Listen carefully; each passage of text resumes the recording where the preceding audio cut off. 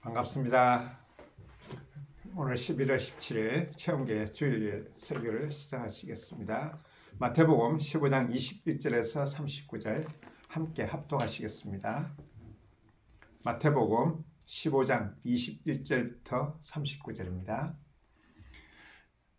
찾으셨으면 예수께서 거기서 나가사 두로와 시돈 지방으로 들어가시니 가나안 여자 하나가 그 지경에서 나와서 소리질러 이르되 주 다윗의 자손이여 나를 불쌍히 여기소서 내 딸이 흉악하게 귀신 들렸나이다 하되 예수는 한 말씀도 대답하지 아니하시니 제자들이 와서 청하여 말하되 그 여자가 우리 뒤에서 소리를 지르오니 그를 보내소서. 예수께서 대답하여 이르시되 나는 이스라엘 집의 어린 염려 외에는 다른 데로 보내심을 받지 아니하였노라 하시니 여자가 와서 예수께 절하며 이르되 주여 저를 도우소서. 대답하여 이르시되 자녀의 떡을 취하여 개들에게 던짐이 마땅하지 아니하니라. 여자가 이르되 주여 올소이다마는 개들도 제 주인의 상에서 떨어지는 부스러기를 먹나이다 하니 이에 예수께서 대답하여 이르시되 여자여 내 믿음이 크도다 내 소원대로 되리라 하시니 그때로부터 그의 딸이 나으니라. 예수께서 거기서 떠나사 갈릴리 호숫가에 이르러 산에 올라가 거기 앉으시니 큰 무리가 다리 저는 사람과 장애인과 맹인과 말 못하는 사람과 기타 여럿을 데리고 와서 예수의 발 앞에 앉힘에 고쳐주시니 말 못하는 사람이 말하고 장애인이 온전하게 되고 다리 저는 사람이 걸으며 맹인이 보는 것을 무리가 보고 놀랍게 여겨 이스라엘이 하나님께 영광을 돌리니라. 예수께서 제자들을 불러 이르시되 내가 무리를 불쌍히 여기노라. 그들이 나와 함께 있은지 이미 사흘임에 먹을 것이 없도다. 길에서 기진할까 하여 굶겨 보내지 못하겠노라. 제자들이 이르되 광야에 있어 우리가 어디서 이런 무리가 배부를 만큼 떡을 얻으리이까. 예수께서 이르시되 너희에게 떡이 몇 개나 있느냐. 이르되 7개와 작은 생선 2마리가 있나이다 하거늘 예수께서 무리에게 명하사 땅에 앉게 하시고 떡 7개와 그 생선을 가지사 축사하시고 떼어 제자들에게 주시니 제자들이 무리에게 주매 다 배불리 먹고 남은 조각을 7강주리에 차게 거두었으며 먹은 자는 여자와 어린이 외에 4,000명이었더라. 예수께서 무리를 흩어보내시고 배에 오르사 마가단 지경으로 가시니라. 아멘. 네, 반갑습니다. 지난주 설교는 유대인의 구전 전통인 정결 예식과 그리고 이 하나님께 바친다는 고르반이라는 그 두 조항을 다뤄봤죠.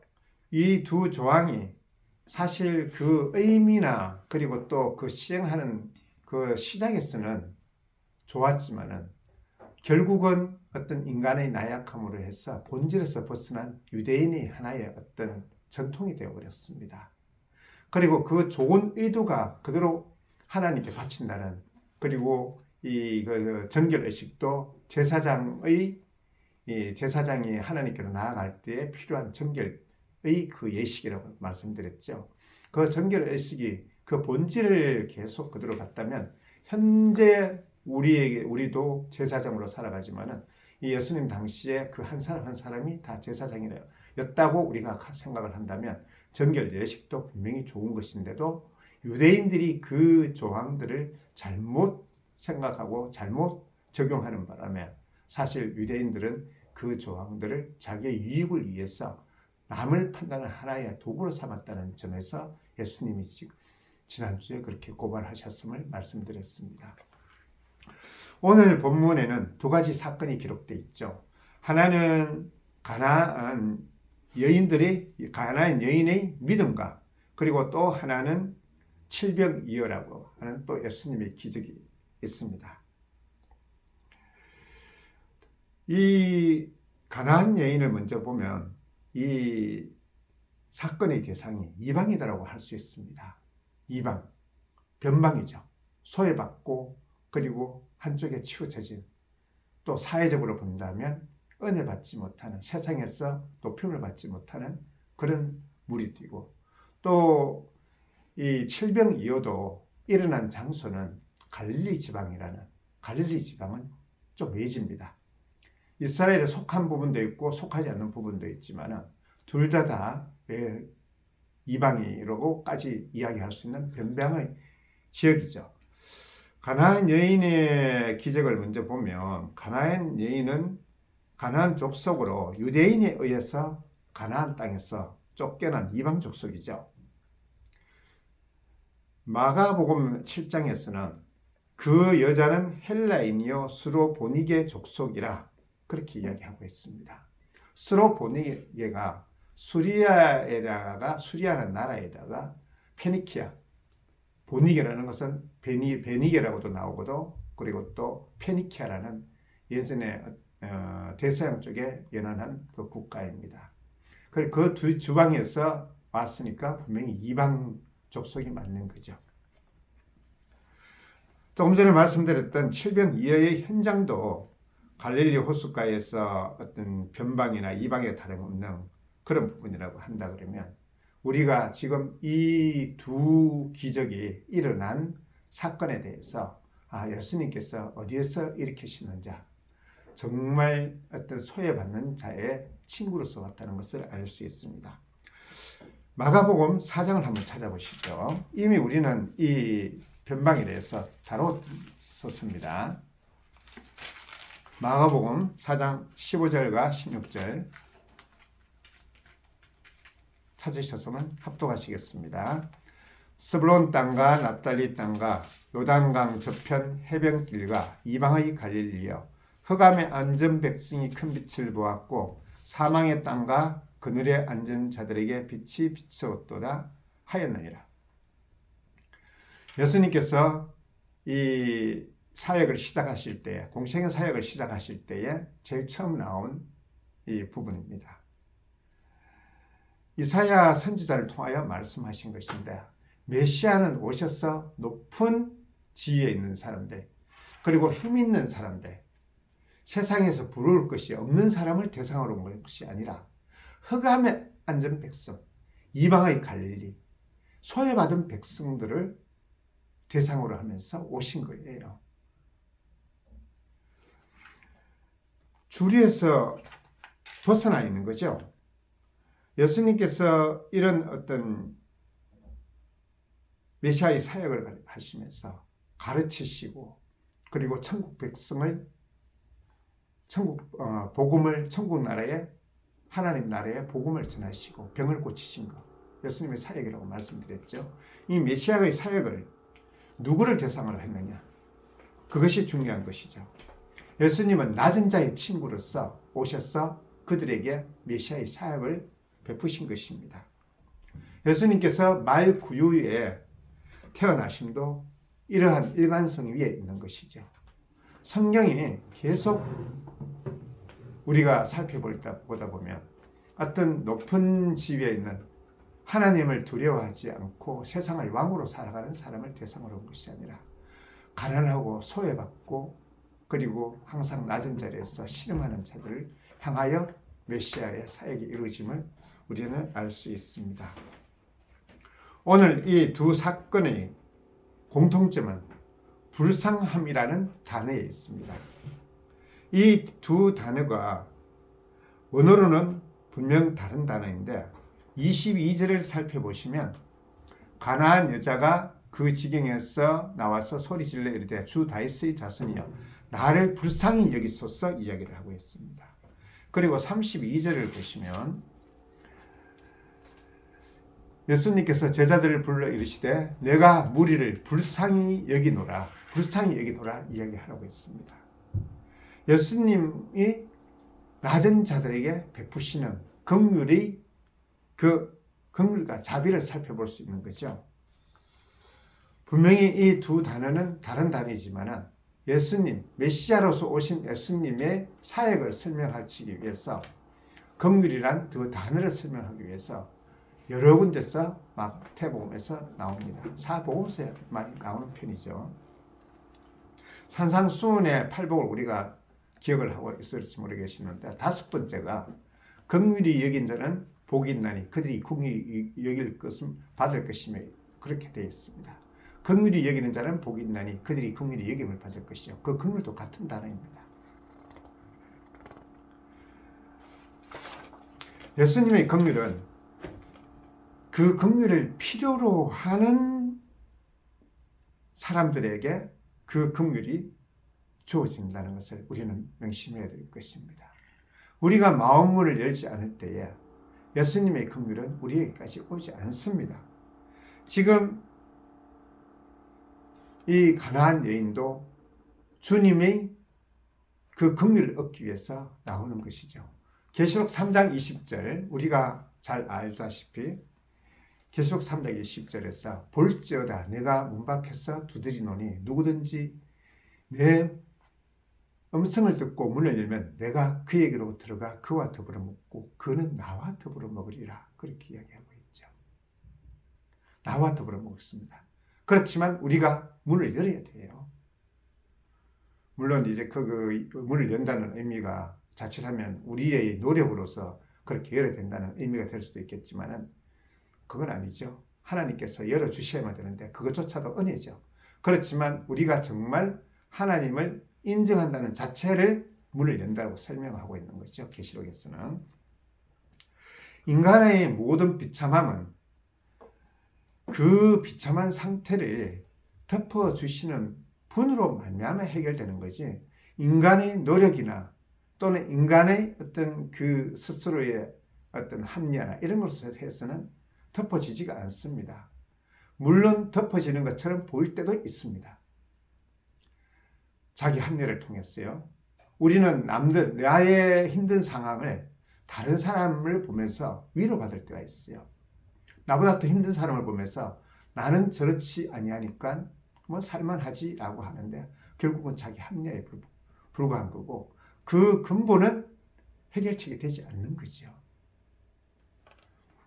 오직 우리가 구원자이신 예수님 앞으로 나아갈 때야만 비로소 그 공고함 그리고 그 비참함이 해결될 수 있는 것입니다. 그 긍휼을 얻기 위한 부분에서는 히브리서 4장 15절이 잘 이야기를 하고 있습니다. 한번 찾아보시죠. 히브리서 4장 15절에서 16절 우리 암송 구절입니다. 찾으셨으면 합독하시겠습니다. 우리에게 있는 대제사장은 우리의 연약함을 동정하지 못하실 이가 아니요 모든 일에 우리와 똑같이 시험을 받으신 이로되 죄는 없으시니라. 그러므로 우리는 긍휼하심을 받고 때를 따라 돕는 은혜를 얻기 위하여 은혜의 보좌 앞에 담대히 나아갈 것이니라. 예. 예수님은 우리와 똑같이 시험을 받으셨지만 주님의 긍휼하심을 얻기 위해서 우리가 나아갈 때에 담대히 나아갈 때에 우리에게 그 긍휼을 허락하시는 거예요. 오늘 본문도 그것입니다. 가나안 여인이 자기의 처지를 생각하면서 주님께로 물론 담대히 나아가지 않았죠. 그 조그만 긍휼을 얻기 위해서 나간 것이죠. 가나안 여인 한번 예수님 앞으로 나아가는 상황을 한번 살펴보겠습니다. 제일 첫 번째로 보면 자기는 자녀로 여겨지는 유대인과 다른 이방인임을 인정하고 있죠. 유대인들에게는 어떻게 보면 당연히 주셔야 될 긍휼이지만은 자기는 감히 받지 못한다라는 그 낮은 자세를 느껴지실 것입니다. 그리고 두 번째로는 그 낮은 자세를 스스로 개와 같은 존재로 인정을 합니다. 예수님께서 개도 나는 잃어버린 양에게로 왔지 이방인을 위해서 오지 않았다라고 했을 때에 스스로 인정을 하면서 또 그 자녀들의 부스러기를 먹는 개로서 스스로 인정하고 있다는 그 사실을 생각할 때에 그 낮아진 가나안 여인의 그 마음을 우리는 알 수 있는 것입니다. 또한 밥상에 떨어진 부스러기라도 감당할 수 있고 또 그것을 감사할 수 있는 그 마음의 상태, 그것을 통하여 메시아는 오신다는 생각을 한다면 우리의 마음의 상태가 부요함에서는 예수님을 받아들일 수가 없다는 사실을 또한 우리는 명심할 수 있겠죠. 우리가 더 낮은 자로 갈 때에 그 베푸신 은혜는 더 크고 더 크게 우리는 받을 수 있는 거죠. 이 여인이 정상적인 상태였다면 예수님 앞으로 나올 필요도 없었고 그냥 예수님과 이 여인은 서로 그냥 대면대면한 관계이고 타인이었을 것입니다. 딸에 대한 그 아픈 마음, 슬픔과 고통 때문에 딸을 위해서 자기가 할 수 있는 게 아무것도 없는 것이에요. 인간의 힘으로는 귀신을 쫓아낼 수 없는 그 상태를 여인은 인정을 하고 또 수도 없이 노력도 했겠죠. 이 여인이 어떻게 예수님 앞으로 나왔을까요? 자기 듣지도 못하고 알지도 못하는데 예수님 앞으로 나오지는 않았을 거예요. 소문을 들었겠죠. 메시아가 어떤 분? 그 나사렛 예수라는 분이 병자들을 고치고 그리고 또 그 예수님이 메시아다라는 소문을 들었을 것입니다. 물론 반대하는 유대인들도 있었지만 가난한 자들에게는 이미 소문이 퍼졌죠. 그래서 구름대같이 예수님 앞으로 모여들었던 거고요. 그러한 상태에서 이 여인의 가난한 여인의 그 마음속에서는 어떤 소망이 있었을까요? 정말 혈루병 여인의 그 마음처럼 옷자락만 되어도 내가 나올 수 있다는 그 마음, 그 동일한 마음을 가지고 예수님 앞으로 달려갔을 거예요. 아니 차마 달려가지 못하고 먼 발치서 사람들에게 밀려 있으면서 어떻게든 가까이 가서 사랑하는 딸을 위해서 예수님께 간구해야 되겠다는 그 마음을 가지고 있었을 거예요. 그때 비로소 그 긍휼이 예수님의 긍휼, 예수님의 믿음이 찾아오는 겁니다. 우리가 우리 인생 중에서 우리가 잘났을 때 예수님이 찾아오실 거예요. 결코 안 찾아옵니다. 저도 그런 상태였고 여기 모여 계신 많은 분들도 그리고 이 설교를 들으시는 많은 분들도 동일하게 경험을 가지고 계실 거예요. 우리가 가장 낮은 자리에 있을 때 우리의 마음문이 열리는 거지 우리가 높은 자리에 있을 때는 예수님도 하나님도 필요 없습니다. 세상에서 우리가 왕인데 왜 필요해요? 그 예수님이 다윗의 자손으로 오셨어. 다윗의 왕위에 오래 있었어. 정의와 공의로 영원히 그 나라를 통치하신다는 그 소문도 들었을 거예요. 그것이 이사야 9장 7절이죠. 그래서 가나안 여인이 예수님을 향하여 주 다윗의 자손이여 하고 목소리를 높여서 부르짖을 수 있었던 것이죠. 다윗의 자손임을 알았기 때문에 가능한 것입니다. 칠병이의 귀족도 예수님께 고침을 받고 또한 진리를 구하는 마음으로 그 예수님이 계신 현장으로 나왔기 때문에 그 기적을 목도하게 되고 예수님에 대한 믿음을, 메시아에 대한 믿음을 가지게 되었을 것입니다. 그 가르침을 보기 위해서, 병고침을 받기 위해서 나온 무리들을 향하여 예수님은 그들이 굶주림, 사흘 됐다고 했는데 사실 굶주림은 일시적인 거죠. 진정한 굶주림은 영적인 굶주림. 메시아 없이는 해결하지 못하는 그 진정한 굶주림과 그리고 병. 오랫동안 알았지만 진정한 병은 뭘까요? 예수님을 알지 못하는 사명의 병이죠. 예수님을 알 때 우리는 생명의 길로 들어서고 진정한 참 생명을 받는 것이니까요. 이 사망과 생명의 그 중간에 예수님이 십자가가 우뚝 서 있는 것입니다. 이러한 긍휼의 대상과는 다르게 바리새인과 사두개인들은 끊임없이 예수님의 생명과 대척점에 서 있죠. 이들은 자신들은 택함을 받았고 또한 율법을 받았다라는 그 자긍심과 자부심으로 이방인을 개처럼 취급하고 자기네들은 메시아를 통하여 어떤 기득권을 유지하고 또한 자기들을 압제하는 모든 무리들을 쳐부수고 힘으로 쳐부수는 그런 메시아를 기다렸고 메시아가 오시면 그렇게 해줄 것이라는 믿음을 가지고 있었습니다. 그들도 하나님에 대한 믿음이 있었어요. 단지 잘못된 믿음인 거죠. 그들의 사고 속에서는 메시아라는 존재는 의로운 자기 민족, 곧 나를 택하는, 나를 이야기하는 거죠. 의미하는 거죠. 자기 민족이라는 것은 그 한계에 갇혀서 이 힘으로 자기네들에게 해를 주는, 자기네들을 다스리고 통치하는 로마 민족을 부수시는 메시아를 기다렸고, 그것은 자기네들에게만 적용되는 것이었습니다. 그러한 이 타인에 대한 배타심과 그리고 선민의식이라는 그런 어떤 자기애적인 부분을 가지고 있는 유대인들에게 예수님은 독사의 자식들, 욕을 던지신 거죠.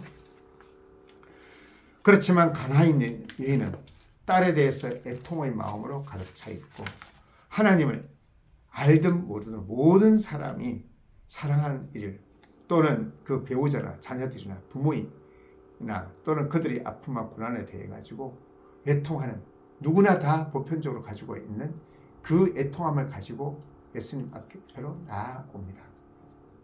이것들은 사실 사망의 증상인데, 이 사망의 증상에 대해서 오직 해결해 주신 분은 메시아임을 구하고 또 메시아 앞으로 나올 마음을, 낮은 마음을 가지고 있는 것이요. 그래서 구원을 받는데 가장 중요한 것이 이런 우리의 낮은 상태를 통해서 믿음이 주어진다는 것. 그래서 믿음은 선물이라는 것을 항상 명심하시는 우리 체험교회 성도님들 되시기를 부탁드립니다. 메시아인 예수 그리스도께서 우리에게 오시는 방법 외에는 사망을 해결할 방법이 없습니다. 사도행전 4장 11절에서는 베드로가 이렇게 선포하죠. 한번 찾아보실까요? 사도행전 4장 11절에서 12절까지.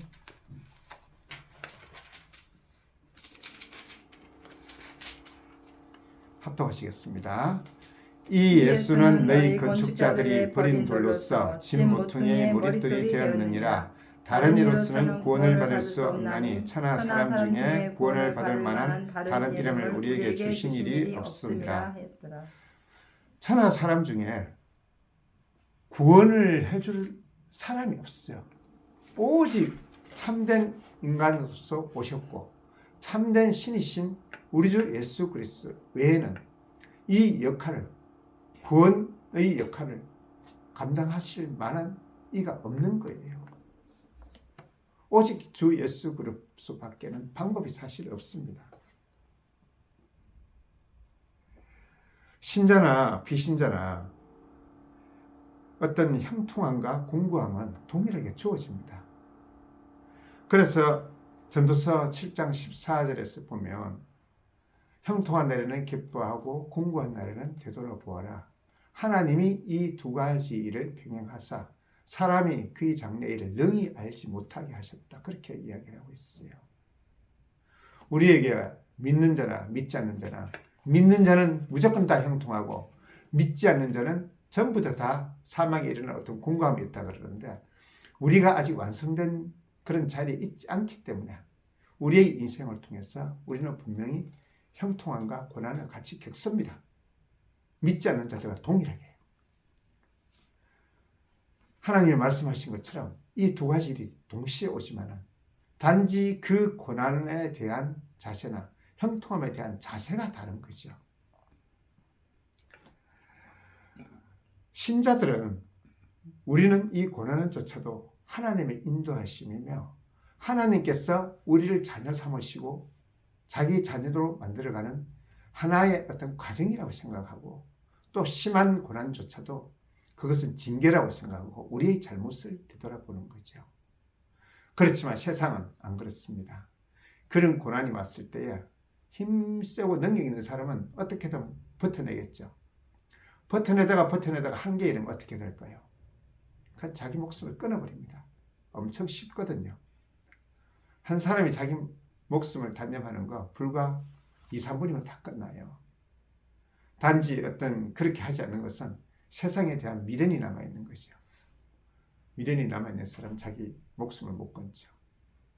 그렇지만 동일한 고난을 당하고도 우리 주위에 그 어려움을 겪으면서도 참된 그리스도인으로 살아가는 분이 참 많습니다. 그것이 믿음의 힘입니다. 그렇게 되기 위해서는 우리는 이 시간 속에서 주님을 믿는 믿음에서 자라가야 되겠죠. 많은 분들이 어떤 믿음을 지금의 상태로서 판단하는데 그것이 아니라 인내 속에서 믿음이 성숙되고 성장될 때에 우리에게 온 고난을 능히 이길 수 있는 것입니다. 정말 인간의 육신은 연약하죠. 불과 2, 3분 만에 생과 사가 갈림길 정해진다는 거, 그거 생각하면 두렵고 떨립니다. 그렇지만 우리가 그 약한 육신 속에서도 하나님을 담대히 믿고 갈 수 있다는 것을 오직 주님에 대한 참으로 그 믿음, 우리에게 결국은 모든 것들을 선으로 이끄실 것이라는 그 믿음 가지고 가는 것이죠. 예전에 이탈리아 로마를 여행한 적이 있었는데 그 로마의 카타콤을 방문했던 적이 있습니다. 무덤이죠. 로마의 박해를 피해서 수많은 그리스도인들이 그 지하 무덤으로 숨어들어서 그 어둡고 엄습하고 침침한 그 속에서 수대를 살았어요. 무려 150년, 200년 가까이를 살았었죠. 그 좁은 데서 가신 분을 아실 거예요. 그것을 보면서 그 좁은 데서 어떻게 살았을까?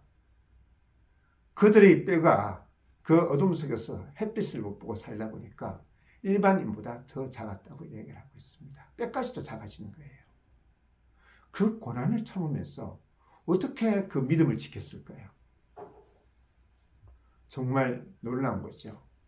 그런데 그 고난을 통해서 결국은 그 믿음의 선진들이 지켰던 그 믿음이 우리에게까지 지금 연결된 거예요. 우리는 시간 속에서 그들과 다르다고 생각하지만은 아닙니다. 하나님 안에서는 그들을 믿는 믿음의 하나님과 우리가 지금 믿는 하나님이 동일한 분이십니다. 그리스도 동일하십니다. 그래서 우리가 주님 안에서 그리스도를 머리로 하는 우리가 그리스도의 몸이 된 교회의 지체로서 우리는 그들에게 감사하고 또 그들과 하나됨을 우리는 알고 믿는 거죠. 그것이 궁극적인 십자가의 승리입니다. 십자가의 승리는 어떤 장사하는 것처럼 당장 어떤 영향이나 결과를 나타내는 것이 아니라 긴 시간 속에서 우리가 참아내고 일상을 하루 살아가면서 주님의 긍휼을 바라는 자리에서 그 믿음이 이루어질 것입니다. 가난한 여인의 믿음과 사병, 칠병 이외에 기적이 일어난 그 현장에 모인 사람들처럼 우리는 교회라는 공동체를 이루면서 개인적으로는 또는 공동체적으로 우리는 주님 앞으로 나와서 주님의 긍휼을 구할 때에 믿음이 허락되고 주님의 기적을 볼 것입니다. 우리가 믿음으로 감사하며 찬송이 넘치는 일상이 우리의 믿음이 성숙되고 또 성장시킨다고 생각을 한다면 우리가 큰 고난이나 절망이 찾아올 때 그 믿음이 또한 우리를 지켜주실 것이라는 그 믿음을 우리는 또 가져올 수 있는 거죠. 믿음의 선진들의 그 간증들, 성경에 나타난 많은 예들을 통하여 우리는 주님을 더욱 믿고 주님께로 나아가는 길이 될 것입니다. 모든 분들이 형통한 가운데 있지는 아니하실 것입니다. 그렇지만 우리가 고난이 왔을 때에 그것은 또한 하나님의 선물임을 우리는 기억하셔야 됩니다. 힘든 삶이 계속되십니까? 낭망하지 마십시오. 하나님의 계획이 반드시 여러분을 찾아갈 것입니다. 더욱더 말씀에 집중하고 그리고 주님의 본질, 주님께서 우리에게 말씀을 주신 본질, 예수 그리스도의 십자가의 본질, 하나님의 사랑, 이웃 사랑을 우리가 현실화하고 우리 속에서 구현할 때에 우리가 조금씩 변화를 받아서 변화를 받고 변화하고 그래서 주님께로 나아가며 주님의 백성으로서 완성되는 자리에까지 우리는 나아갈 수 있을 것입니다. 이렇게 믿음을 가지고 평안함 속에서 하루하루를 살아가며 주님께로 나아가는 가운데서 더욱더 주님의 평안을 허락되고 또 감사하고 우리의 삶을 살아내는 체험교회 성도님들 되시기를 진정으로 축원하고 축원합니다. 아멘. 잠시 기도하시겠습니다. 아버지 참 감사합니다. 주님의 자녀로 살아간 이 하루하루가 결국은 아버지 주님께로 나아가는 길이 되고 주님께로 나아가는 믿음 될 줄 믿습니다. 우리의 삶 속에서 분명 고난이 있고 어려움이 있다 하더라도 주님께서 우리를 지켜주시고 그 고난을 통하여 더욱더 우리가 인격적으로나 영적으로나 성숙되는 계기가 될 줄 믿습니다. 항상 아버지 우리 체험교회의 모든 성도님들이 아버지 주님 안에서 평안을 누리고 주님의 은혜로 변화를 받으며 더욱더 나아가고 더 나은 자리로 나아가는 귀한 성도님들 되시고 그 시간들을 주님께서 허락하실 것을 믿습니다. 항상 주님께서 우리를 지켜주실 것을 믿으며 감사하며 우리 주 예수 그리스도의 이름으로 기도드렸습니다. 아멘.